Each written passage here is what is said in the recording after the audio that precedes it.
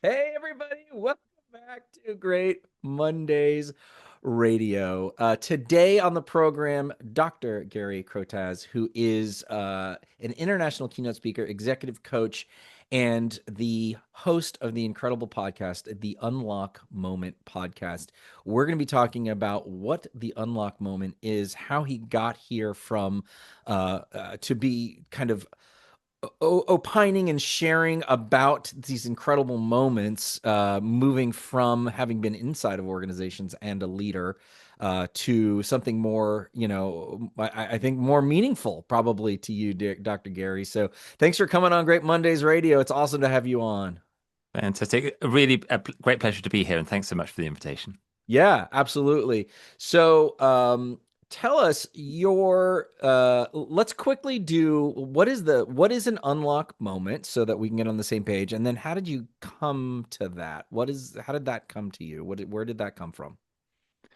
An unlock moment is a moment that you remember 10, 20, 30 years into the future. And you think back and you think, I can remember exactly where I was, who I was with, what I was thinking in this moment when I knew a thing I didn't know before.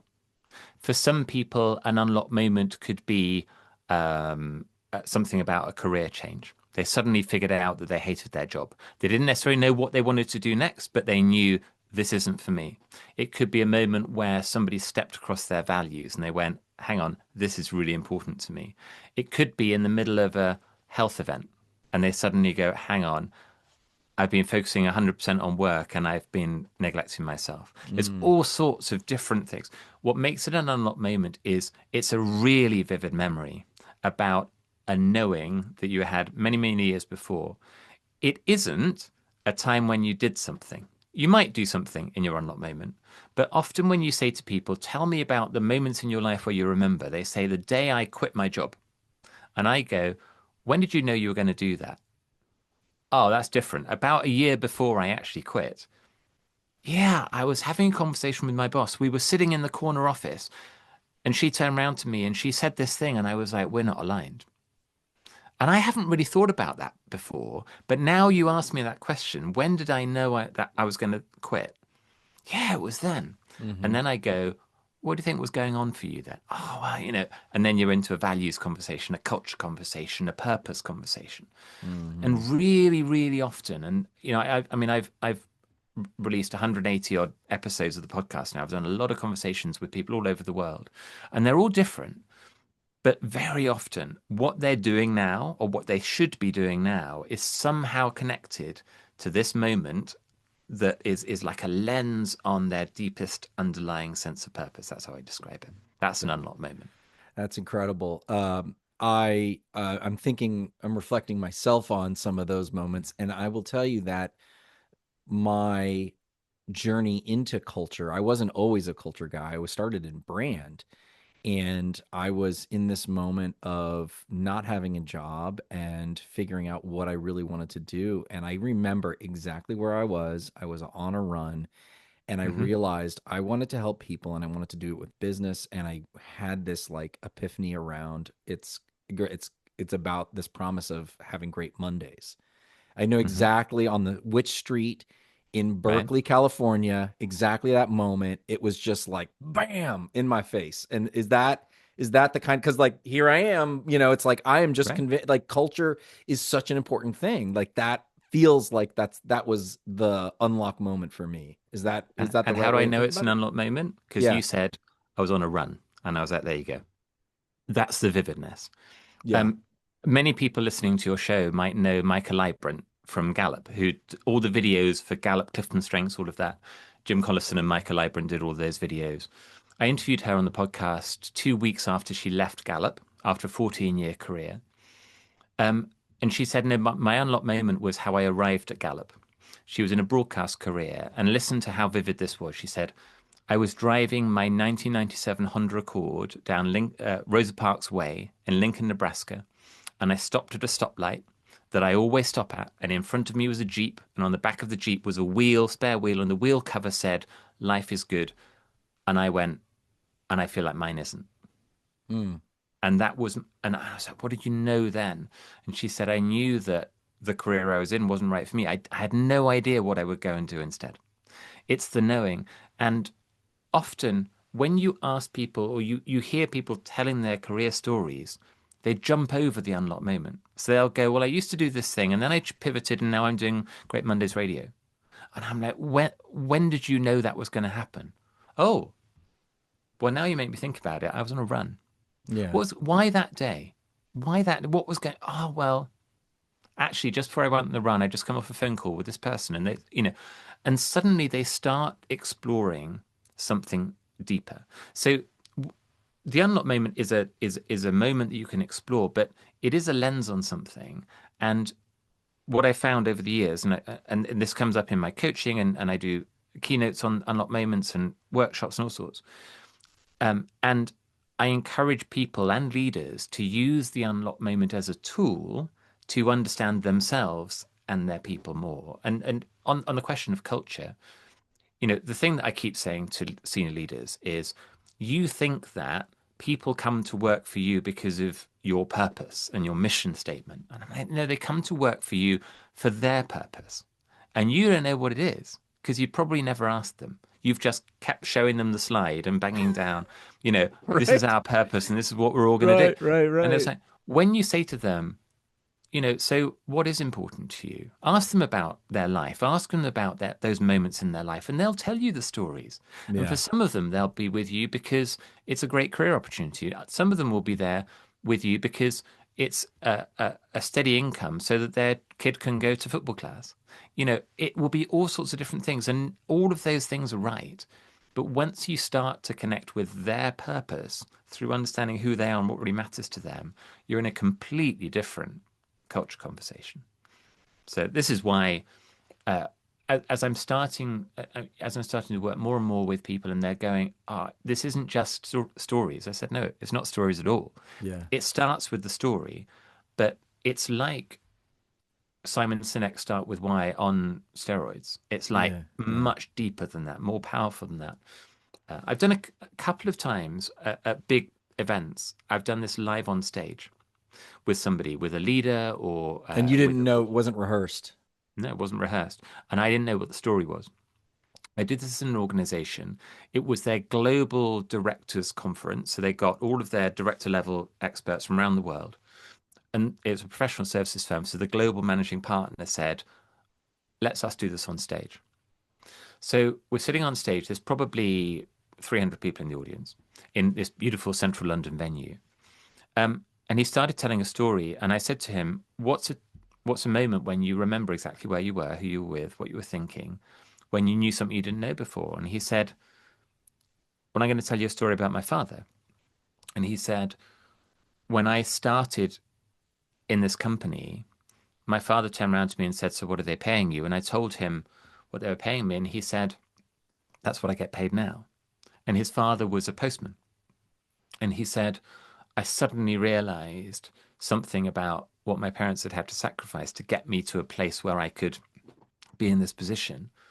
And as he told the story, he started to cry. Oh my gosh. And I'm like, well, I've just got fired. I'm sitting there on stage, and the I global just made managing the partner of the partner business cry. is I just made the partner in front of cry. his 300 top directors. And so, whilst he gathered himself together, I turned to the audience and I said, "And I want you to know that these stories that you're going to have, that you might not want to share with people, and that's okay. And you might never have really thought about them yourself, and that's okay. But they can be really powerful stories. And I've had many people who on the podcast have talked about things that they've not really talked about before. And they've come to me later and they've gone, that's now part of my story. I Yeah. tell people about this is where it started. Um, and then I talked to people in the audience and they said how powerful it was to hear their global leader, one, be vulnerable enough and comfortable enough to tell that story. But they were like, now we understand why he's so passionate about this thing. And I was like, yeah, 'cause it's personal, Yeah. you know. So this exercise, this reflection, this conversation is a way of getting to know oneself as much as it is to get to know your colleagues or your peers, I guess. Right, right. And and do you advise that leaders have these conversations with their teams? Is that because you said, well, they don't come to work for your purpose? Is that how they like? Is that the way this kind of spreads? Is that how you would advise this Yeah. works? Well, I tell stories, and immediately, as you did, people start to go, "Oh, yeah, I know what mine was." Yeah. I did a keynote at a major UK university with some mid-career MBA professionals from around the world. This woman came up to me afterwards and she said, "Can I tell you my story?" And I said, so what was the moment? And she said she started with, um, "My parents have always been very supportive," and I went, "That's great."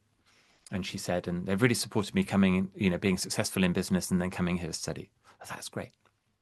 What was your moment? And she said, "I was sitting in my hotel room and I just saw my graduation photo, graduating from this program." I was like, "Oh, who was in the photo?" And she went, "Only me." And I said, "And what did you know then that you didn't know before?" And she went, "Oh, I'm doing this only for me." Yeah. But my parents were really supportive. I said, "I didn't say they weren't. Who are you Yeah. doing it? Who are you doing this for?" For me. Interesting. And Yeah. and it's like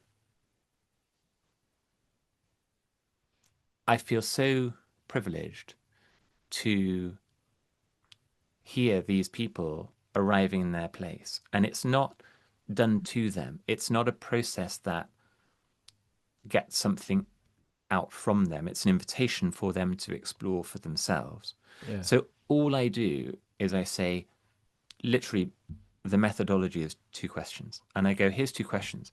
If you find them interesting questions to ask yourself or to ask other people, you're welcome. I'm not going to say to you that you should run a workshop and ask the questions, but now you've got them in your toolkit. One question is, can you think of a time where you can remember exactly where you were?"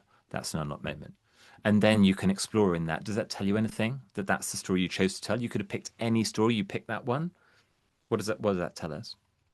The second one is, where do we need to start in your story in order to understand the person you are today? Mm. Not tell me the beginning of your story, but where do we need to start in your story in order to understand the person you are today? Uh, I had one person answer that question with, at the age of 4, I knew the meaning of the word fear. And she talked about her relationship with her father that defined her through her childhood, through her adult life, and through her leadership. I had other people who said, well, really, this story starts at 26 when I left the career that I was going to do before and I started in this other thing. Sometimes they'll say, we only need to talk about the last year because I decided a year ago that I wasn't going to put up with what was happening before and I decided to be vulnerable and go for the thing that was difficult.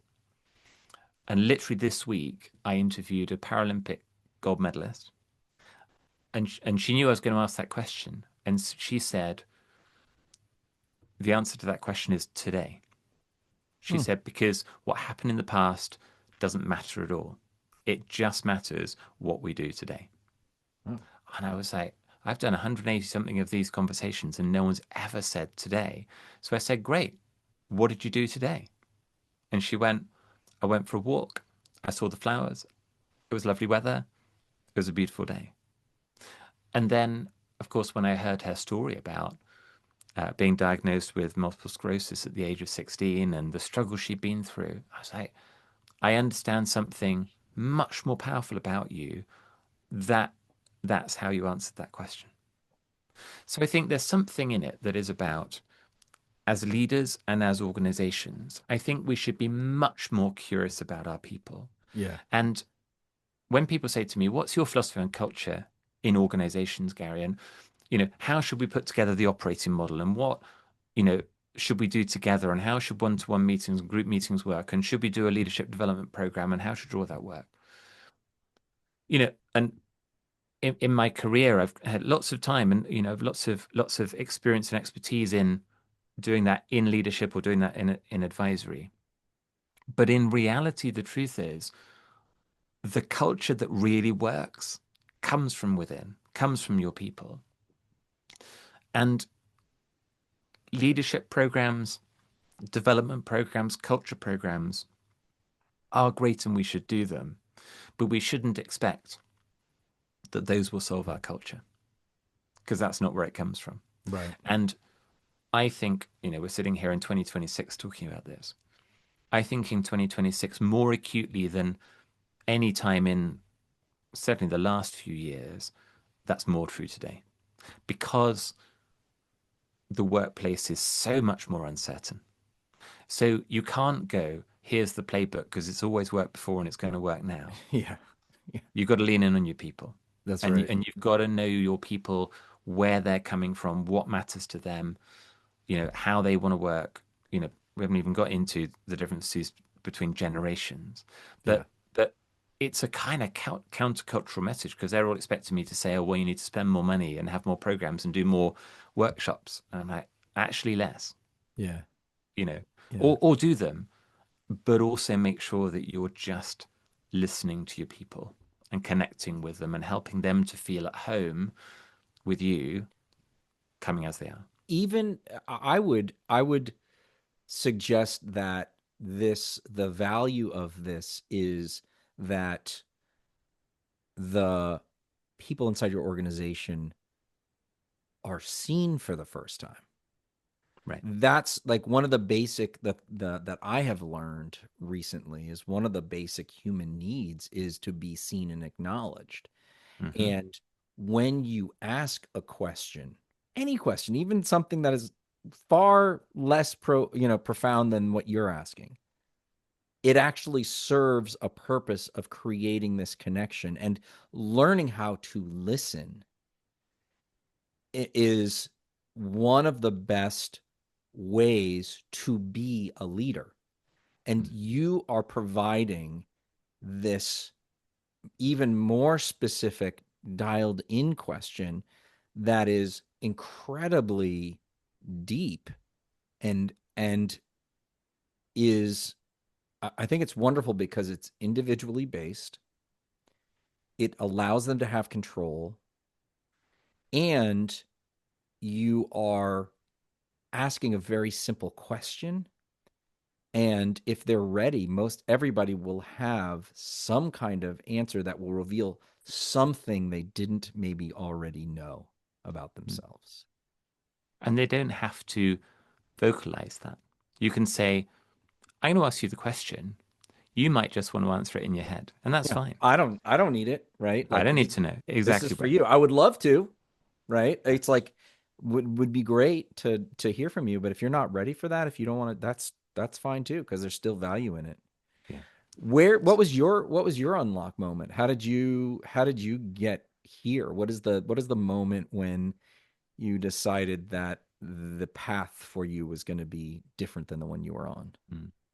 So I often say that I have the world's most eclectic CV. And it was only quite recently, in the last 5 years, that I've understood really how it all comes together, and that's to do with understanding my unlock moment. So I left school and went to medical school. So I was going to be a doctor. I did 8 years of training at medical school, did a PhD, did a program with integrated training, and at the age of 27 was what I now realize was an unlock moment. I didn't really realize that at the time. I was on my own. I had been unhappy, frustrated at medical school for many years, but not really naming that. I Yeah. just wasn't really enjoying it. I wasn't finding a thing where I was like, oh, I love this. This I'm going to do for the next 40 years. And I was walking down the corridor in my lab, and this thought landed in my head like a bolt of lightning on a dark night. And that thought was, you don't have to do this if you don't want to. So it wasn't, you're going to quit, Yeah. or you should quit, or you should go and do something else. It was, if you wanted to quit, you can. It might be a stupid idea. So I say it wasn't a solution, it wasn't a plan, it was just permission. And I didn't know until I was in conversation funnily enough, I think it was with Michael Libran on the podcast. And she said, I think there's something in your story about freedom. Because, and the more I thought about it, I went, the reason why I was feeling that medicine and being a doctor wasn't the path was because, and I couldn't name it then, but it felt constraining. The Mm, whole career path, the training, the you've got to acquire this volume of knowledge. And I'm not really a volume of knowledge person. I'm more a problem solver, but I didn't understand that at the time. I went from there into consulting. I became a strategy consultant for about a decade. I then moved into retail. So I worked for a mother and baby retailer, a bit like Babies R Us, the UK equivalent of Babies R Us. I became their group strategy director. I became on their executive team, ran the UK store network. I moved on, worked in luxury retail with Selfridges in London, was their mm-hmm, group strategy director mm-hmm. in COVID. So I joined in February, and in March we shut the store for COVID. So that was, leading in a crisis. And along the way, I'd always been this. It'll make sense when I explain it all. I was always a ballroom dancer. My thing when I was growing up, my like hobby when I was growing up was that I was a little ballroom dancer from the age of 4 years old.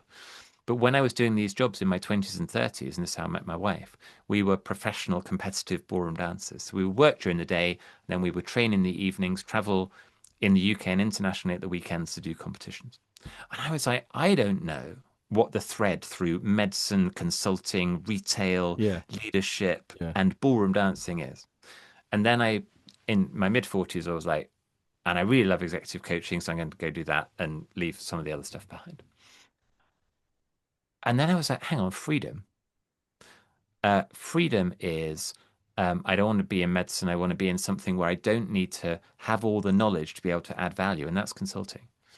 And kind of in retail, I was still doing that. I'm not a retail expert, but I'm solving problems which are new and at pace problems.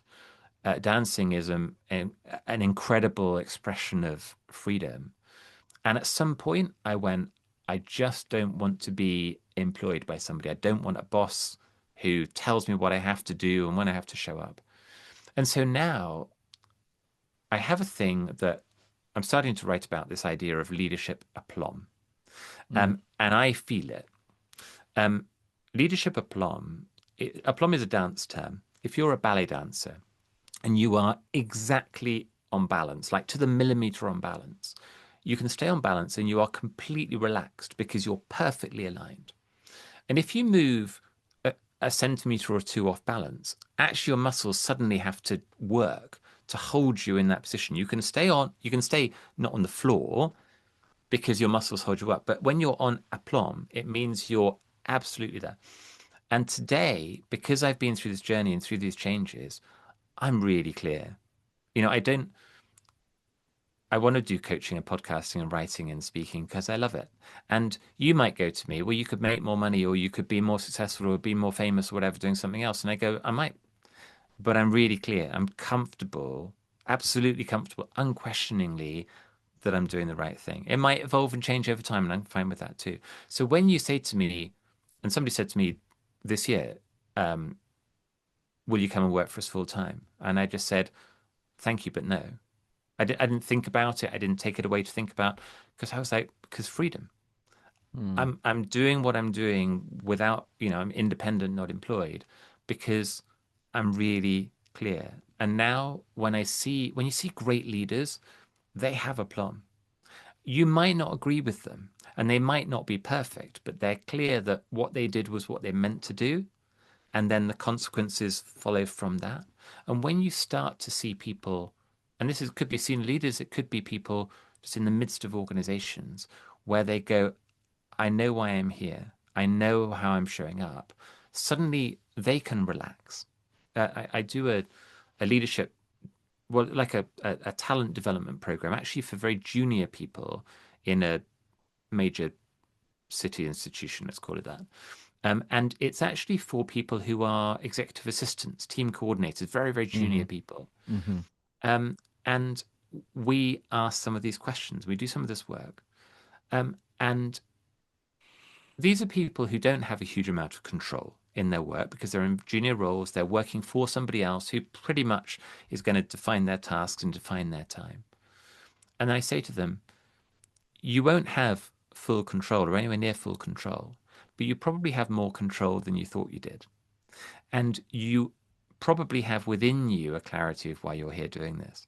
Somebody on the program said, I'm here because my daughter, like you, does ballroom dancing. And I want to be home on time to have dinner with her. And I want to earn enough money that I can take her to her competitions. And I want to enjoy helping her make her competition outfit. And she suddenly went, so I can let go of all the things I worry about in my work because it's not about that. Mm. I just need to think about, have I got a job? Am I earning the money to enable me to enjoy at the weekend going to a dance competition with my daughter? And I was like, that's it. And suddenly you could visibly see she relaxed into all these things that were really frustrating her before because she'd found that aplomb, because she'd found this is why I'm here. And that's what matters for me. And it perfectly fits with what I have to do in my role because my role is serving my higher purpose. So, I mean, so one thing is I like this construct, this idea of a plum. I think the way that you're describing it, I think you could also describe it as like when you're in flow, when you have this, and there's there's just a few moments that I can remember in my life where I've been in complete flow, uh, and you just know that everything is it's like you're in the right place, you're doing the right thing, you're making the right decision, and it's without force. It's just going with what the energy is in the moment. How do you how It's a would you really, just I think it feels like that. Um, and I think that's a really good comparison. And you're making me think about it. You can come in and out of flow. So yeah, I can knock you out of flow. When you know who you are and yeah, why you're here and yeah. how you choose, um, it's very difficult to knock those people out. So I describe how do you find your leadership aplomb from understanding yourself through exploring your unlocked moment. I describe a thing called triple clarity, which I found really helpful to help people get unstuck. So whether you're a leader, you're in an organization, or you're working with somebody who's trying to figure something out, really, really often the first question is, I'm trying to figure out whether I turn left or turn right. I'm trying to figure out whether I go for the promotion or I don't. I'm trying to figure out whether I quit my job or don't. I'm trying to Right. figure out whether Take the I job or not. Do the go on this yeah. course, spend Yep. this money, whatever. Yep. Yep. It and I say, right, you're looking for clarity of action. You're looking for, do I go left or do I go right? You can't answer that question until you've already answered clarity of decision. So clarity of action is, do I turn left or right? Clarity of decision is, how do I choose whether I turn left or right? So some people choose whether to go left or right based on money. Some people choose based on balance. Some people choose based on fame. Some people choose based on legacy. It, some people choose based on what their friends did. It could be, it doesn't matter. But you need to know what drives you. So for the woman I described, she chooses based on her daughter's happiness. Her happiness at her desk in work is irrelevant if her daughter's Yeah. happy. To understand how you choose, whether you turn left or right, you need clarity of self, which is, who am I? What matters to me? What are my strengths? What are my talents? What's my purpose? If you know that, so I know that something really foundational to me is freedom. So how I choose is the one that feels freer or the one that feels less constraining. And when I apply that lens to all my forks in the road, I'm really clear why I took each step. I wasn't clear at the time. There was something in me that said turn left. Now I go, oh yeah, it's the freer one, wasn't it? Mm-hmm. Or you lent away from the sense of constraint. So when people are saying, I feel stuck, you need to ask a different question. It comes back to questions. The question is, how do you choose between options? So for you, Josh, is there an example that for you where you can think of a time in your career where you had choices? Yeah, of course. I Mm, mean, all the time, right? Take the job, not take the job, continue consulting, not continue consulting, mm, trying to do something else. It's all the time. I feel like, as to your point, and you know this too, right? It's like it's infinite. You have all the control in the world when you're working mm, for yourself, right? mm. It's all of those things. So how do you choose what you choose? So I just started another little project called the Job Market Shit Show. And Great title. thank you. Um, and do I need another podcast in Substack to write? No. But I did it because I felt really interested in exploring and understanding what the hell is going on in the job market because I could not get a good answer. And I chose to do that not for financial reasons, although if anybody would like to sponsor the podcast, I'd be open to it. Um, it is because I was really interested in what was changing and understanding the opportunities for creation. I'm a creative guy. I Right. like to think about the future. I like to think about things that are being created. And so I just threw myself into this project of talking to a million people because I wanted to understand what was changing. So I don't have a single word. It's not freedom. I Yeah. don't know if it's creativity either, but that I think is a recent example of a decision I made, but maybe I don't understand why as well as I should. Talk to me again about your run. My run, it was Mm. helping people do better, improve their lives through work. What did you know in that moment that you didn't know before? Um, that I really believed in the power of business to help people be better, have more alignment in their own lives. I think Yeah, businesses have a really powerful role to play, and we can certainly do more with our lives if we don't fight the the work that we're doing where we spend all of our time. I love that. So I'm writing at the moment the book of the unlocked moment. And the first part of the book talks about unlocked moments, what they are, how it works, some of the stories. The second part of the book is the five keys of unlocking, not how to lead, but how to go from a really competent leader who can do all the stuff to a great leader who inspires people to follow them. And the five keys are key to self, really knowing yourself and saying that. Key to trust, which is trusting yourself and inspiring trust in others. The third is key to presence. So becoming really aware of how you show up and how you create a sense of presence. It's not a sort of speaking skills presence. It's more like a leadership shadow kind of presence. And then the two that you've just talked to, uh, the key to growth, which is you believe in that you're not finished and that you can explore and expand. And that to me is your creativity that you said. Mm, mm, I'm a creative person and you are curious and you're an explorer. And then the fifth one is the key to impact, which is through others. And you said I'm impacting a million people. Trying to reach a million people. So there's a growth piece, the curiosity, and then there's an impact piece. mm, And if it's just the curiosity but doesn't go anywhere, it's lovely, but it's not great. But what you're doing, and I love this in the title of your podcast, there's it's both of those together. Um, so uh, this kind of conversation is the beginnings of an understanding of a person. Imagine we're working together. And instead of me going, well, I showed you the slide with our vision and our purpose and our mission on it, and I'm slightly wondering why you're not paying much attention. Well, I didn't know any of the things about you that would have helped me to connect in with you as to what made Yeah. you excited about what you do. And that's you. That's you, uniquely you.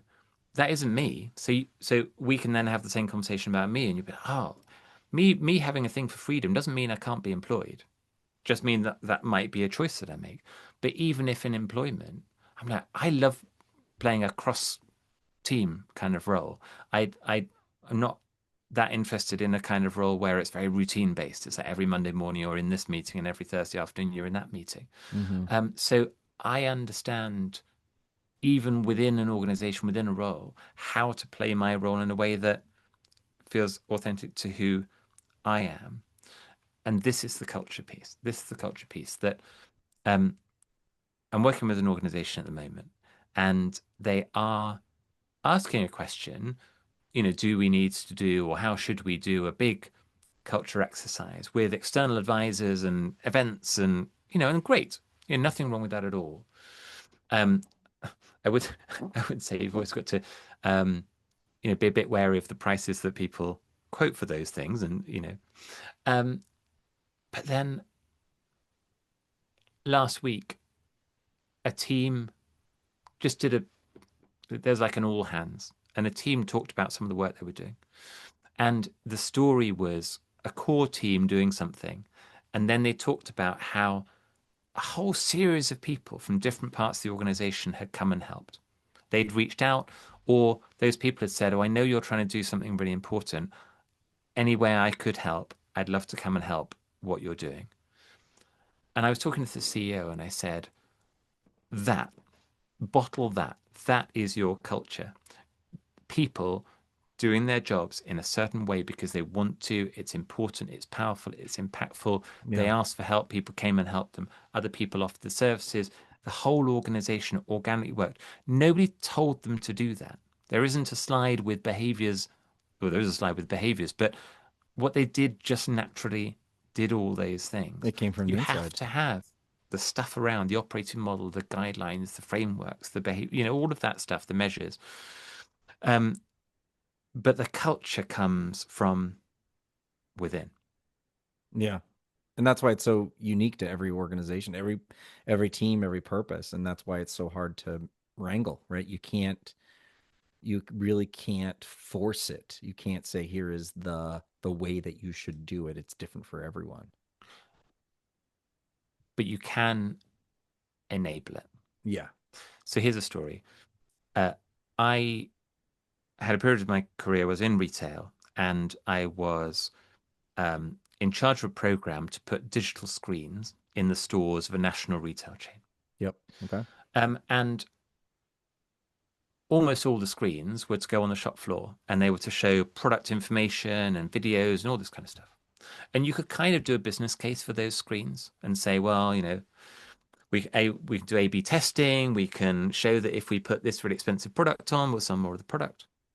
And then I said, I really want to put one screen in the staff room of each store. And we managed to get the business case signed off. And they said, what are you going to do with the screen? I said, tell stories. I said, I want that screen. It'll be a very simple screen. It will be basically slides created in head office of photographs of a store colleague somewhere who's done a good thing today. Yep. And everyone else can go, oh, hey, that's an amazing thing.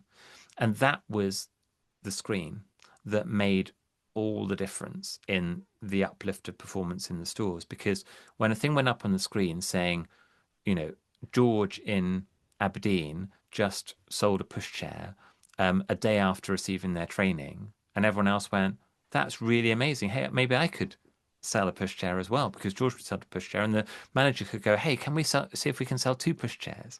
And let's get George on the phone and tell us all what he did to sell that pushchair." Yeah. And it was like what we did was we gave them the method of communication to see what was happening and to talk to each other, and then allowed them to do the thing. So sometimes the active thing you need to do in the culture build is just to create the ability for the organization to do the good stuff. And that's often not there. Yeah. But what you shouldn't try too hard to force is the how they're doing it. You've got to shape it, you've got to guide it.